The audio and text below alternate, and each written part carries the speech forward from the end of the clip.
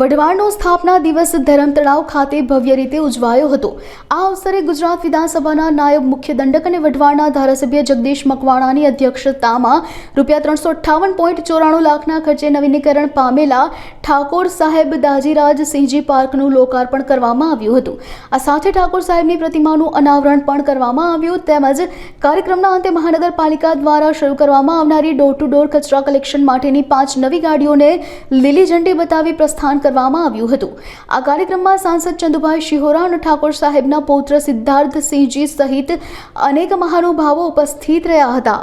આ વઢવાણ ખાતે ધાર્મિક, ઐતિહાસિક અને સાંસ્કૃતિક ધરોહર સમૂહ જે ધર્મ તળાવ છે એ ધર્મ તળાવના કાંઠે એક નવો પાર્ક જેને વઢવાણના પ્રજાવત્સલ રાજવી એવા દાજીરાજસિંહ બાપુના નામાભિધાન સાથે એને ખુલ્લો મૂકવામાં આવ્યો છે। સાથે સાથે પૂજ્ય દાજીરાજ બાપુની પ્રતિમાનું પણ અનાવરણ કરવામાં આવ્યું છે।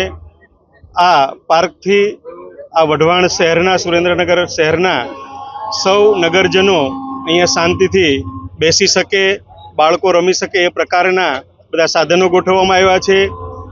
જીમમાં જેમ આપણે જઈએ એમ જીમના સાધનો પણ અહીંયા ગોઠવવામાં આવ્યા છે કે બાળકો, યુવાનો કસરત પણ કરી શકે। અહીંયા આ પાર્કની બંને બાજુ ધરમ તળાવ અને કમળ તળાવ આવેલા છે એટલે આમાં એક કુદરતી સરસ મજાના વાતાવરણ વચ્ચેનો આ પાર્ક આજે જેને લોકો માટે ખુલ્લો મૂક્યો છે।